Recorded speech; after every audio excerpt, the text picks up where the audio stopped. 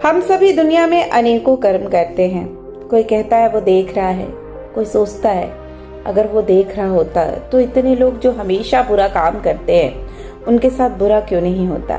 चलिए आज एक ऐसी कहानी सुनाऊंगी जो शायद आपको अंदर से हिला दे।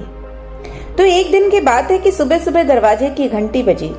दरवाजा खोला तो देखा एक बहुत ही आकर्षक कद काठी का व्यक्ति चेहरे पे बड़ी प्यारी सी मुस्कान लिए खड़ा है। तो उस व्यक्ति ने उससे कहा, जी कहिए। तो उसने कहा, अच्छा जी, अब तो रोज हमारी ये गुहार लगाते थे और सामने आए हूँ तो कहते हो जी कहिए। तो मैंने कहा, माफ कीजिए भाई साहब, मैंने पहचाना नहीं है आपको। तो कहने लगा, भाई साहब मैं वह हूँ जिसने तुम्हें बनाया है। अरे ईश्वर हूँ, भगवान हूँ। तुम हमेशा कहते थे ना कि नजर में बसे हो पर नजर नहीं आते हो। लो आ गया, अब आज पूरे दिन तुम्हारे साथ ही रहूंगा। अब उस व्यक्ति ने चिढ़ते हुए कहा, क्या मजाक है। तो उन्होंने कहा, अरे मजाक नहीं, सच है। सिर्फ तुम्हें ही नजर आऊंगा, तुम्हारे सिवा कोई देख सुन नहीं पाएगा मुझे। कुछ कहता इससे पहले पीछे से माँ आ गई। बोली, अकेला खड़ा खड़ा क्या कर रहा है यहाँ, चाय तैयार है, चल आ जा अंदर। अब उसकी बातों पे उसे यकीन होने लगा था, मन में थोड़ा सा डर भी आ गया था। अब वह व्यक्ति जाकर सोफे पे बैठे गया तो बगल में वहां वो भी व्यक्ति आकर बैठ गया। चाय आते ही जैसे ही पहला घूंट पिया तो वो व्यक्ति गुस्से से चिल्लाया, अरे माँ, हर रोज इतनी चीनी। इतना कहते ही ध्यान आया, अगर ये सचमुच में ईश्वर है तो इन्हें कतई पसंद नहीं आएगा कि कोई अपनी माँ पर गुस्सा करे।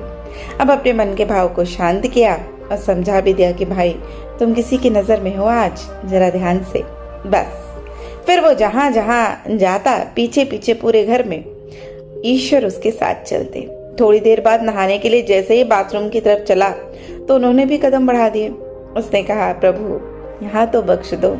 खैर नहाकर तैयार होकर वो व्यक्ति पूजा घर में गया। यकीनन पहली बार तन्मयता से प्रभु का वंदन किया क्योंकि आज अपनी ईमानदारी जो साबित करनी थी। फिर ऑफिस के लिए निकला। अपनी कार में बैठा तो देखा बगल में महाशय पहले से ही बैठे हुए हैं। सफर शुरू हुआ तभी एक फोन आया और फोन उठाने ही वाला था कि ध्यान आया, तुम किसी की नजर में हो। अब कार को साइड में रोका, फोन पर बात करी और बात करते करते कहने ही वाला था कि इस काम के ऊपर के पैसे लगेंगे, पर ये तो गलत था, पाप था, क्योंकि प्रभु सामने बैठे थे। कैसे कहता तो एकाएक ही मुंह से निकल गया, आप आ जाइए, आपका काम हो जाएगा आज। फिर उस दिन ऑफिस में न स्टाफ पे गुस्सा किया न किसी कर्मचारी से बहस की, क्योंकि दिन भर में 50-100 गालियां तो दे ही देता था। लेकिन आज मुंह से एक गाली भी नहीं निकली। हर बात पे बोला, कोई बात नहीं, इट्स ओके। वो सब चीजें उसमें तब्दील हो गई। वो पहला दिन था जब न क्रोध आया, न घमंड आया, न किसी की बुराई, लालच, अपशब्द, बेईमानी, झूठ, ये सब कुछ जो उसकी दिनचर्या का हिस्सा थे, कुछ नहीं आया। शाम को ऑफिस से निकला, कार में बैठा तो बगल में बैठे ईश्वर को बोल ही दिया, प्रभु सीट बेल्ट लगा ले, कुछ नियम तो आप भी निभा लें। अब उसके चेहरे पे संतोष भरी मुस्कान थी। घर पे रात्रि भोजन जब परोसा गया तब शायद पहली बार उसने अपने मुंह से निकाला कि प्रभु पहले आप लीजिए, और उन्होंने भी मुस्कुराते हुए निवाला मुंह में रखा। भोजन के बाद माँ बोली, पहली बार खाने में कोई कमी नहीं निकाली आज तूने, क्या बात है, आज सूरज पश्चिम से कैसे निकला है। तो उसने कहा, माँ आज सूर्योदय मन में हुआ है। रोज मैं महज खाना खाता था, आज प्रसाद ग्रहण किया है माँ, और प्रसाद में कोई कमी कभी नहीं होती। थोड़ी देर टहलने के बाद अपने कमरे में गया। शांत मन और शांत दिमाग के साथ तकिए पे अपना सिर रखा तो ईश्वर ने प्यार से सिर पे हाथ फिराया और कहा, आज तुम्हें नींद के लिए किसी संगीत, किसी दवा और किसी किताब के सहारे की जरूरत नहीं है। गालों को थपकी ने गहरी नींद से हिला दिया। अचानक से आवाज हुई, कब तक सोएगा, जाग जा। माँ की आवाज थी।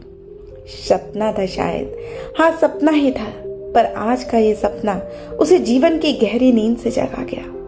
अब समझ में आ गया उसका इशारा कि तुम मेरी नजर में हो, और जिस दिन हम ये समझ गए कि वो देख रहा है, बस उस दिन से हमारी जीवन यात्रा सरल व सुखद हो जाएगी।